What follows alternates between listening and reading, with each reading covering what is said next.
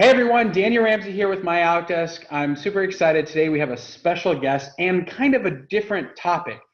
Typically we're talking about real estate and leverage, but today we're talking about mindset, which we've got an expert, somebody who's actually gone through a lot of adversity in her life.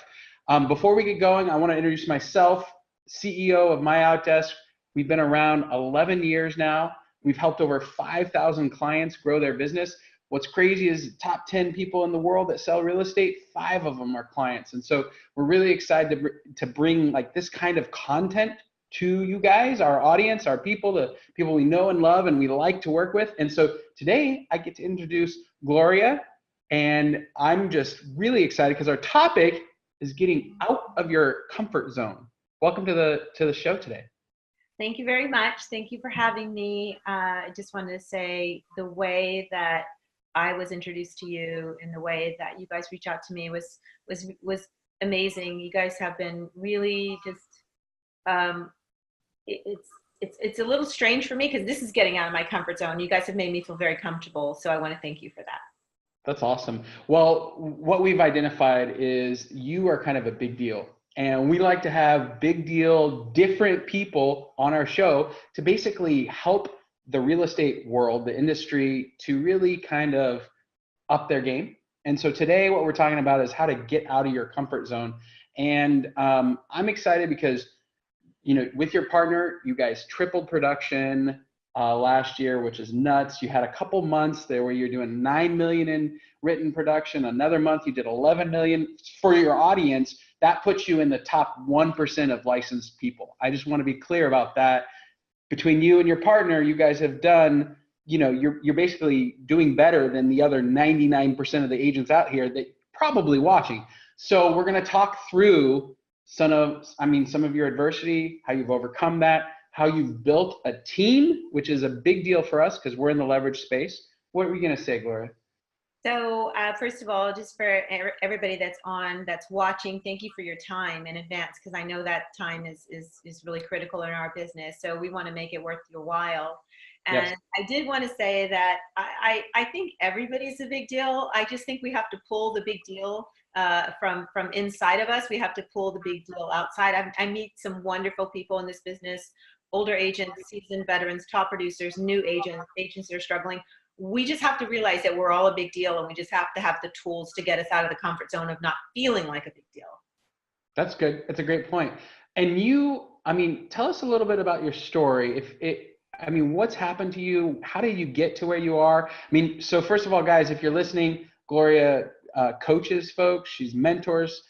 She's doing some deal syndication. She's building a team, and she's sharing all of her wisdom with us today. If you stay, we've got kind of a 10-part thing that we're going to give away, along with some kind of real estate essential checklist. So MyOutDesk, we help people with leverage. So we're going to be giving you guys a bunch of free stuff. But Gloria, tell us your story. So I will tell you, I'm going to kind of do the Reader's Digest version just for the benefit of us to really give more tools towards the end of the webinar. So I'm going to make it a little bit more succinct. So I didn't mention to you, I was born and raised in Inglewood, California. I come from a large family. My parents did not speak English as a first language. And I was towards I'm the second to the last child, and then I told you about my unique experience in school and being identified by LA Unified School District as a mentally gifted minor and being in special programs and then being bullied a little bit. Right. And trying to find my way in school, trying to find my identity and stand out, but not stand out too much, and just be real and do what I love, which was studying, was a little tricky. I was bused. I went through the desegregation of the 70s, left my home.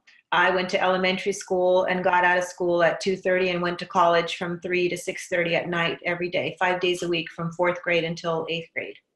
Wow. So I had a very unique childhood. I didn't really have a regular childhood, but wait. You went to college when you were in the 4th to 8th grade?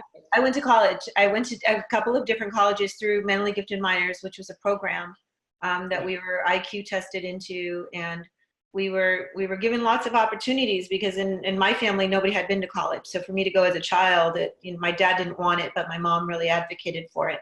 So I was really, really lucky, and that I had that opportunity. That was amazing. And I was so blessed in so many ways because I was exposed to different cultural events and things that I would not have been exposed to, foreign languages, history, politics, a lot of different things that a child of 9 or 10 is normally not exposed to. So that was wonderful. But it did ostracize me a little bit with kids. I was picked on a little bit. I was bullied. And then by the time I got to high school, I asked my parents if I could drop out because I just hated it so much.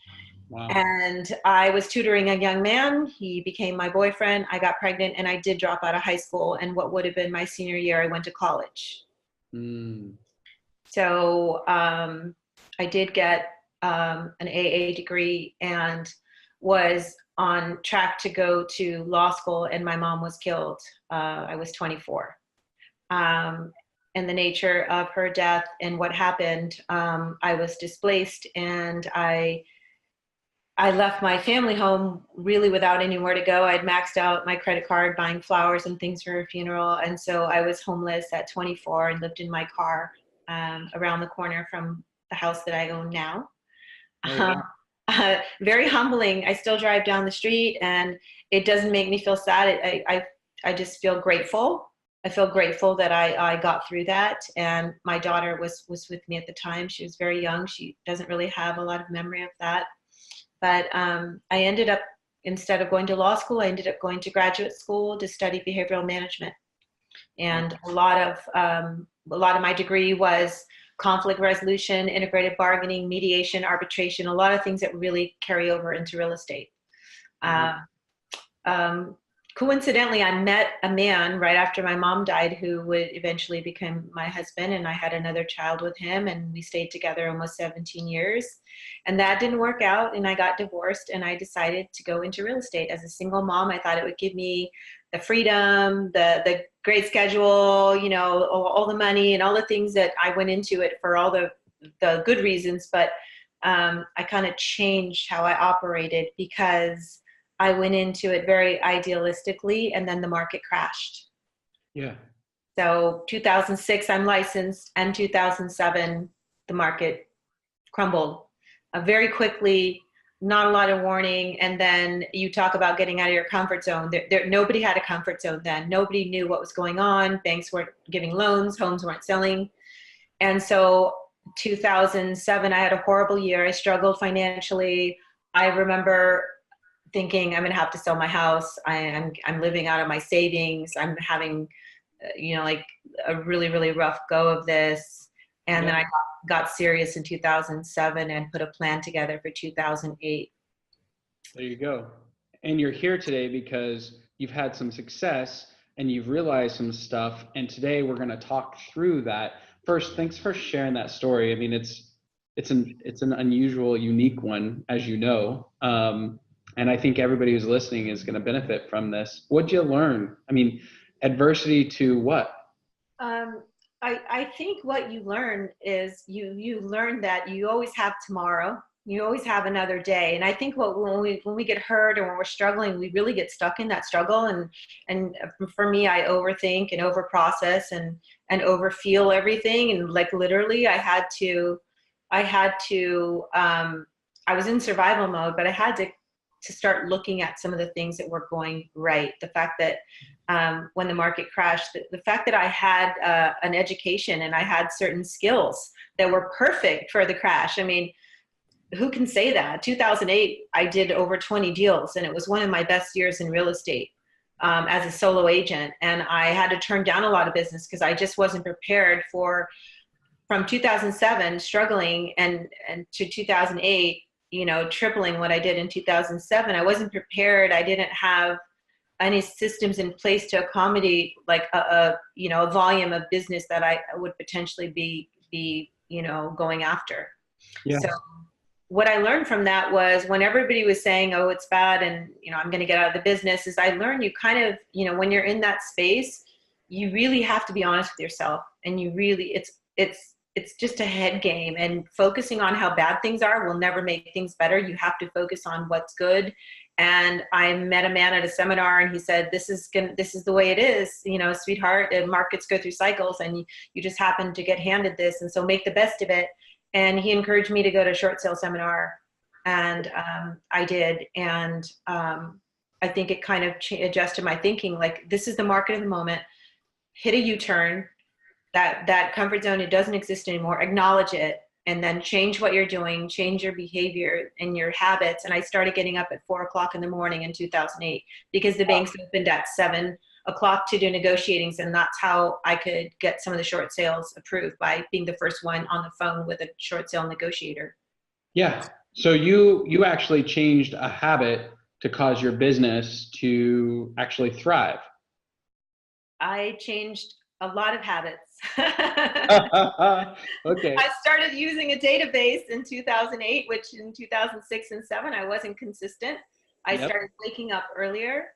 And I started studying a lot more. I started studying about how people behave when they're in a crisis, because that was the market of the moment. Everybody was in a crisis. And I didn't realize that there was a lot of grief. People were losing their homes. And so I started studying how to deal with people that are in grief. What stage of grief were they at? That way I could relate to them, and I could understand them, and then I could serve them and help them. Man, a master at her craft right there. I love that. What is, when you think of all the habits, we're going to jump forward to like your team now and where you are today. What are some of the keystone habits? And keystones, like what's the thing that you do today that kind of has a ripple effect in your life that is causing you wild success right now? I would say the first one that comes to my mind is accountability. And thank you, David Coe, who's my partner, and I don't know if he's watching this, and Luis Palacios and Chanel Farcioni. This is my team, and they hold me accountable. I never wanted to be that person that was like, hey, you're going to be in a meeting and you're going to go over every deal, and we're going to go over every, client and every scenario that we could possibly go over to put a deal together. I never wanted to be that girl. Like everybody else, I got into real estate to have independence and to have freedom and just do my own thing. And I'm kind of like a lone wolf to some degree. So my team has really helped me with that habit of being accountable to our numbers and to our progress. Let me unpack that. This is important. You are partnered with somebody and you have people that work in your real estate company and they hold you accountable, and you guys have had wild success because of that. Yeah, I think we hold each other accountable. My partner is really more systematic than I am. I'm like the creative, messy one. I mean, I will just own that. I was really messy. My office is messy. I was the one with the car with files and things all over the back seat, staging stuff. And he's more organized. He's more methodical. I strategize in the deal, but how I go about getting the deals, I'm just, I guess my personality is I just love people and I love to meet people, but I don't like going home and inputting all of their, extraneous details. That's like mind numbing to me. I hate it, but I'm doing it because I've committed to doing that for my team because it's important and it keeps us on track. I know that I need to do it. It's just uncomfortable. There goes that word again, comfort, right? So I'm willing to be uncomfortable because I'm seeing our numbers. 2008 was the first year I was really consistent with the CRM, and then I was kind of inconsistent again, and then consistent. But I would say since I've been on the team, we really have been mindful about communicating with our database, putting information into it, and watching our numbers through it. Like just watching your numbers grow exponentially, right? Yes, very much so. This is a habit of accountability. What kind of shortcuts or help would you offer your audience? Because I'm like you, I don't like structure. I don't like people telling me what to do, when to do it. But what are some of the habits or things that you've implemented to make that accountability, more of a possibility? And it's funny because somebody's going to drop off right now, or somebody's going to stop watching, but this is where the gold is. This is absolutely where the gold is, and that's probably one of the most important questions that you're going to ask, and I'm going to say it, and people aren't going to like it, but you cannot hold yourself accountable. Because if we could hold ourselves accountable, everybody would be productive, and it's not the case. It's the 80-20 rule, right? The 20% that are just killing it in this business, they don't have any special gifts. I mean, maybe a little, but what their gift is they usually have somebody holding them accountable, whether it's a partner, my business partner holds me accountable, or a coach, or a mentor, Yep. or a system that they've disciplined themselves to using. So that's the hack, is get somebody to be your accountability partner. You don't have to have a formal business partner. I'm not saying everybody has to be on a team, but I will tell you, I'm a person that does not like to let people down. Yep. And I don't want to let my team down. And so I know that I have to do that. And it's gotten easier because it's gotten a little bit more part of the day-to-day. Yes. Where they say, Power of Habit. There's a great book, Power of Habit. When you start realizing after a couple of weeks that you're doing something every day, then it becomes a habit. Yep. And it's embracing it too. It's just acknowledging that if you're not where you want to be in your production level, yep, try something different. And accountability is probably like the highest form of mastery to anything, because once you get that, it's all about self-discipline. yep. And if you can commit yourself to disciplining yourself, because people spend 2, 3, 4 hours on Facebook, but they don't discipline themselves to work on their database for 45 minutes. Yes. So you're going to see where your life is growing. You're going to have all these virtual friends, but your business is just completely stagnant. Where you spend your time and what you measure matters. I love it. It's funny is, so I'm in an accountability group with other people who are in the real estate world. It's called Go Abundance. There's a men's and a women's group. And we practice this thing of extreme accountability. And the other day I had a friend, we call it extreme accountability. A friend, and he's like, I'm going to quit smoking and I'm going to give it a go. Right. And I said, well, I could help you. This is why you and I are going to be buds, right? I can help you. And he's like, oh, I don't know. What do you mean? And I said, well, here, I want you to write a letter to your family, to your, daughter and your son, about why it's important for you to quit smoking, what it's going to mean to them being around for your grandchildren. And so I said, write this letter out. Then I need you to write me a blank check to your charity of choice. And we're going to do it for $2,000. Not a lot of money, $2,000. And then you're going to come in every day and just drop by and say, yesterday I didn't smoke. And we're going to do that for 90 days. And then I'm going to keep those letters. And if you let your family down by starting to smoke, I'm going to mail those letters. And then I'm going to cash your check and give it to the charity of choice. And like his eyes got big and he was like, I don't know. The way somebody wants to get something done is you have an accountability partner. So I love what you're saying. Absolutely. There's a difference between being interested and being committed. And Yes. There's going to be somebody that's going to drop off right now and they're not going to hear this. And this is probably another one of the nuggets that you've asked me to kind of like download. Yeah. If you say at this point, yes, I need it. Yes, I need a mentor. Yes, I need coaching. You can right now write down the date that's going to happen. Because we're just talking about it and it's floating around in the air and it's not real until it's in writing. So then when you write it or you put it in your phone and you schedule, I'm going to go and find an accountability partner tomorrow at 9:00, or I'm going to talk to my broker, or I'm going to meet with my best friend and talk about this. When you write it down, there's a greater chance that it will happen. Yep. And then if you write it down and it doesn't happen, you're betraying yourself. Yeah. And so we can't control other people that will betray us, but we can control whether we betray ourselves or not. So if you really want to make that commitment right now, I would encourage anybody watching this to say, if I really want 2019 to be different, I have to be different and I have to be committed to those changes. And I never thought I would be on a webinar telling people to embrace accountability, because I wanted to like stab myself in the eye whenever anybody talked about it. But now I realized how critical it is, because it is the key. It's everything in your business. I love it. What, when you think through like, okay, so you grab a partner, get accountable.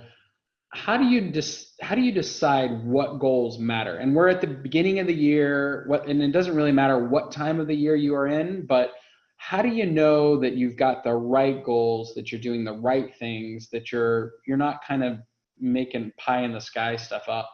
Well, so that's kind of interesting because I think that's such a personal thing that nobody can really tell you what the goals are, because if you're not personally attached to something, you're not really going to be committed to achieving that. So I think you have to, first of all, before you put those goals down, you have to understand why you're doing what you're doing. Why are you doing real estate? Okay. Why are you in this career? Like, start with why. Simon Sinek, Yep. great, very, very easy concept.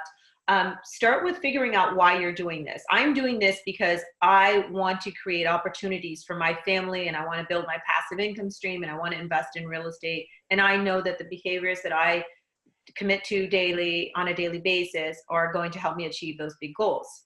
Right. So before you put anything in writing, just really kind of self-reflect, spend some time thinking about why you're doing this. And then when you're putting numerical goals together, I would say you want to be realistic, but you also want to push yourself. You make them too easy and then you hit the goals and then you kind of take your foot off the gas. And when you have momentum is the easiest way to really have those career defining moments and years where you can really get to the next level. Because if you make the goals too easy, you hit a ceiling and it's not exciting. But I think be realistic, look at what you did last year, always try to do a little bit more and then have a strategy around how that's going to happen. Right. So, okay, now we're breaking it down. Get to your why, set a goal, be realistic, get an accountability partner. What else is important?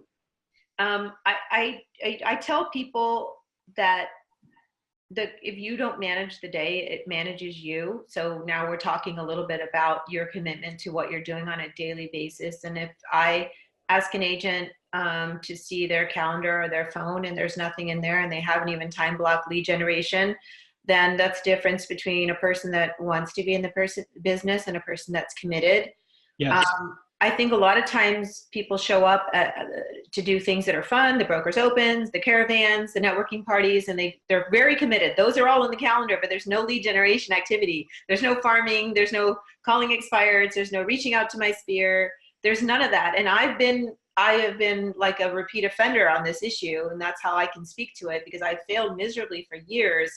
And I've gotten a lot better because once you start seeing how it impacts your results, then it's a lot easier to making the commitment to time. And we literally are using a CRM that reminds us of all of our follow-up activities. So my calendar, to some degree, my team puts things on the calendar for me. And then I'm putting things on and I'm committing to certain things. If you don't have anything on your calendar, you're not going to have any business. So your next thing is just to commit to time blocks and get very serious about dollar productive activities. Absolutely. Absolutely. So, And not to lie to yourself by going out and looking at properties and saying that's dollar productive. that's right. I don't think you should be looking at properties until you've made, like, your whatever. I have a goal to make 20 calls a day, and sometimes it ends up being text messages, phone calls, and coffee. But if I don't do that, like my son was helping me prep a house the other day, and I said, I got to get home. I haven't made any phone calls today. And he's an agent, he's young. And he's like, yeah, I got to get back to the office. And so it's the habits again. If you don't do it every day, it feels unusual. It's like going to the gym. I go to the gym every day. If I don't go to the gym, I feel like something's off. Yeah. Well, I was going to share with everybody so something that we do at MyOutDesk is called the Sticky Challenge. I don't know if you've ever heard about this, Gloria. No, I haven't, but I'm going to write it down. Oh, watch out. Well, here's the thing. Most people don't realize how much of their time is actually not spent on dollar productive activities. And you and I are very clear. Get a system. I use my calendar like crazy. Get a CRM. That way we know who we need to talk to. But the thing, I mean, when you're sitting down and doing your whys and figuring out what your habits are going to be and talking through what your goals are and all that, I think it's really important to know where you are today and set a benchmark. So you take stickies and you follow yourself around all day long and you write down, is this dollar productive? And we define it as talking to clients, calling clients, meeting with clients, negotiating deals, like in a networking event where there are clients, not where there are other agents, so all those things are dollar productive. And so if you just follow yourself around with stickies and you write down, hey, I talked to Gloria for an hour, and that's dollar productive because we're doing this awesome thing. And then the next hour I did this, and the next hour I did this, or the next 20 minutes. And then you look, I have this good friend who runs a company in South America. She's like an investment broker, and she hated her business. She didn't like her team. She was upset. And I was like, hey, just do the sticky challenge for a little bit. So it turns out like 70% of her day was non-dollar productive activities.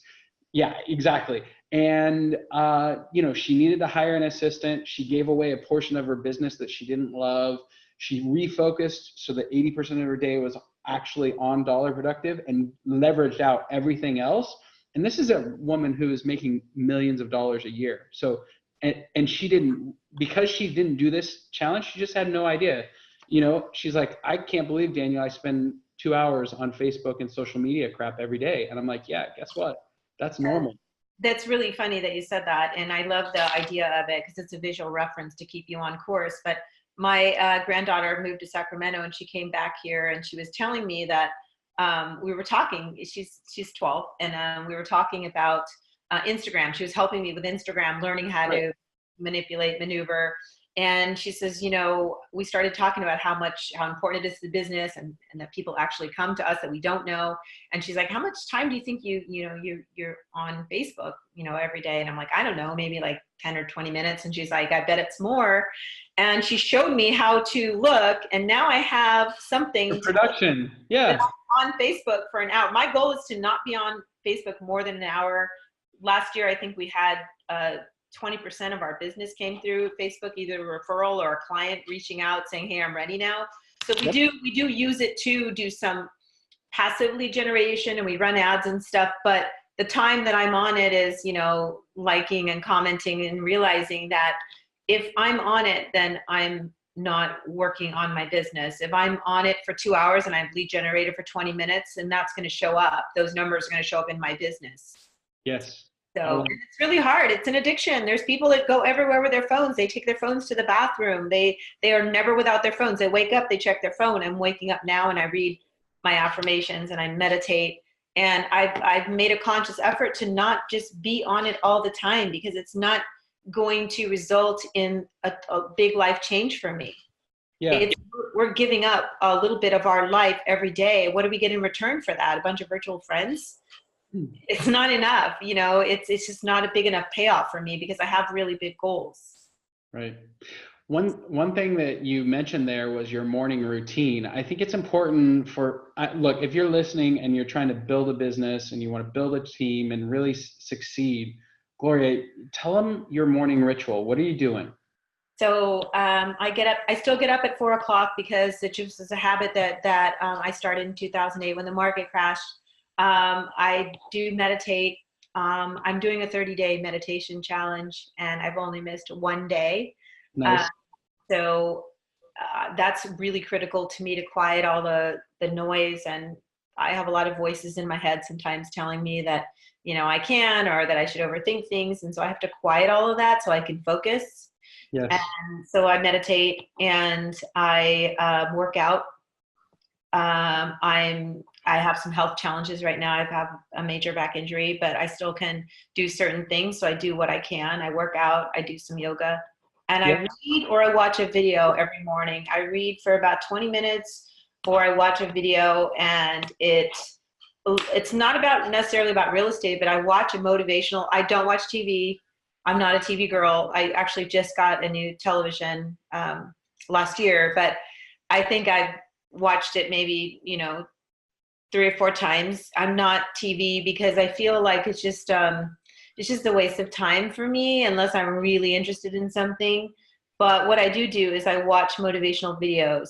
I watch other videos that other agents produce. I watch content that is powerful. I'm a big fan of Seth Godin, Darren Hardy, and Jim Rohn. I do a little bit of Tony Robbins. And so I program myself. I program myself for success. I want all that positive message going inside of me every day. That's how I start my day, because I think if we get on Facebook and someone derails us with some political, rant, and then our head's in that political rant space, and I want my head to be in positive space. And so I'm very intentional. And also I've studied a lot about the subconscious mind and how the brain works and how we can program ourselves for success. But people, when they watch TV, they don't realize your subconscious mind is taking this all in. It doesn't know whether it's fact, fiction, humor, or whatever.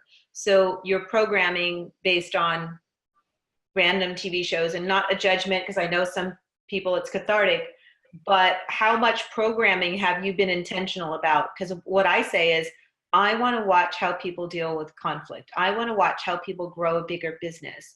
I want to watch how other people have overcome adversity. I watched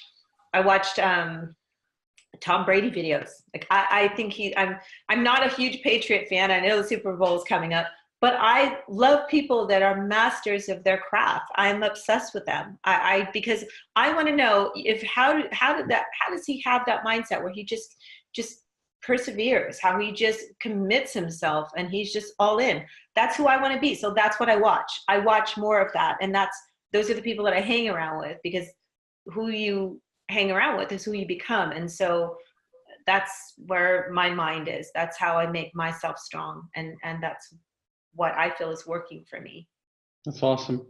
We're going to end pretty soon. I want to remind everybody we've got this amazing giveaway where we're basically like your 10 steps. I keep pulling it up because it's pretty awesome. But your 10 steps to basically getting out of your comfort zone. Why is the comfort zone, like why for you has that been such a big shift in your business? Why does that matter to you? So that's a great question. And I think everybody's comfort zone looks different. It feels different. And again, it's not a judgment. If somebody says, I'm just really comfortable, that's great. That's not who we're trying to appeal to. We're trying to appeal to people that really want to increase their business, or want to be more successful, or even want to be better at anything, be a better parent, be more intentional about, I would say, being present, being in the moment, right? Or being happy. How about that? So the comfort zone is where you do the bare minimum and don't really grow a lot. You're in a petri dish, everything's the same, everything feels good, but you could be, we talked about this before, you could be in a comfort zone and be in a place of pain, but you're so attached to that, you're not willing to let it go. Right. And we talked about everybody has a different reason for getting out of it, because I think what happens when you're in that comfort zone, I think boredom, I think frustration, I think negative self-talk, I think depression happens, and you need to have a pattern interrupt. You need to, first of all, acknowledge that this comfort zone isn't working for you, or your life is not big enough. And like we talked about, there's a life, and we each have two lives, Steve Pressfield, right? One life inside of us and the one life that we're living. And for some people, that life inside of them is dying.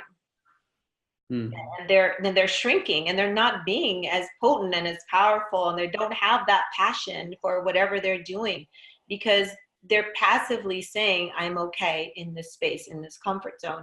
And you have to acknowledge, first of all, that you're there, and then you have to look for things that you can change, small habits that you can change. And you and I talked about one of the things that I'm a big believer in, what kept me going, is being curious, and being more curious than I was afraid, and not letting fear guide my life. Letting fear be in the driver's seat. And as scared as I am about making changes, about partnering, about technology, I want to always be more curious than I'm afraid. And I think that's one of the traits that helps people move forward in their life and not stay in the same place, and I'll run into them, and 10 years later nothing has changed. How do you help us understand the pattern interrupt? Because for somebody that's been through so much adversity, literally a lot, and also is thriving right now, talk to us about what a pattern interrupt is. If you're on this right now and you're struggling, you're like, I'm not sure how to do that, how to shift that. What is it? How do you actually do it? What's the real love there? So I think how I do it and how other people do it might be a little different. So a few years ago when I was struggling, I started reading, and that was one of the books that I read, that Steve Pressfield or Pressman? Steve Pressfield. Pressfield, yeah. Pressfield, War of Art. The War of Art. I love that book. Start reading and get your head into a different space. That's how the first step of a pattern interrupt. Or start listening to something thing that motivates you and inspires you, to put you in a different headspace. I think a lot of people, the pattern interrupt is tough. If you're in a pattern of fear, anger, or both of those emotions can really derail you. Yeah. They can really take hold of you, and they were created to save us. And what happens is they inevitably could be the death of us because we're just stuck there in that anger and fear. And so just kind of recognizes that something's not working, and Right. then maybe journal about some things that are working. So get in a place of gratitude. It's hard to be in gratitude and complain at Mm-hmm. the same time. So now Yeah. your conscious mind is starting to feel better, and your endorphins will start, changing, and the brain activity and the brain wave is changing. When you meditate, you will see the brain wave changes. It becomes more calm. Right. So start slowly committing to doing just one thing, whether it's reading, whether it's watching something motivational every morning. Do it at the same time. Program yourself for success. And I Right. think that's how you approach the pattern interrupt. That's how I did it. But a few years ago, I was like, okay, I'm afraid. I got kicked off a horse, and I'm afraid to ride a horse again. I just went over to the stable and I got back on. That's how I do it. I forced myself. I was afraid of water, and I jumped off a high dive after having some swimming lessons. I don't want to be afraid. I think the pattern interrupt is you just make a commitment to saying, I want my life to change, and I'm willing to do whatever it takes. And then be around people that are in that space too, because we tend to connect with people and commiserate, and we're not going to change when we're commiserating. I love it.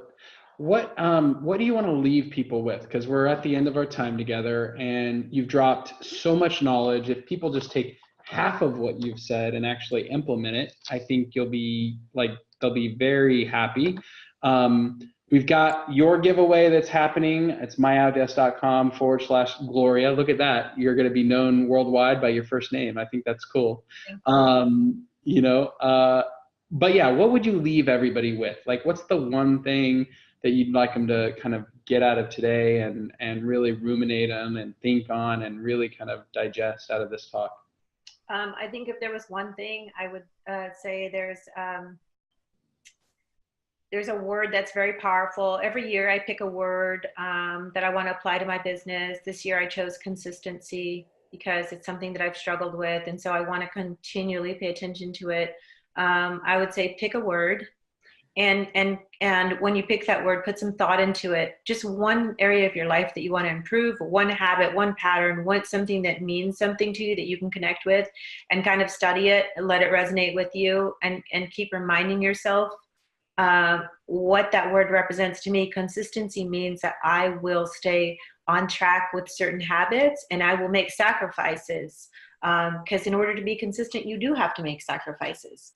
Yep. So I would say, take one little word and use it to make small changes in the day-to-day thinking and what you feel, and how you feel about certain things. If you're in not a pleasant situation, choose, your word might be positivity. You're going to really just focus on positivity, and you're going to listen to affirmations. You're going to listen to maybe a positive mindset type of video.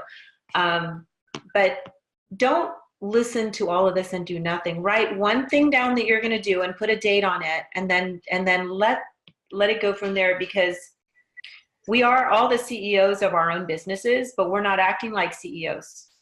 Right. We're not taking the reins on a daily basis. We're giving them up, and we're acquiescing, and we don't even know it, because we're not creating the daily habits of a CEO. And you are not just the CEO of your business. You're the CEO of your life.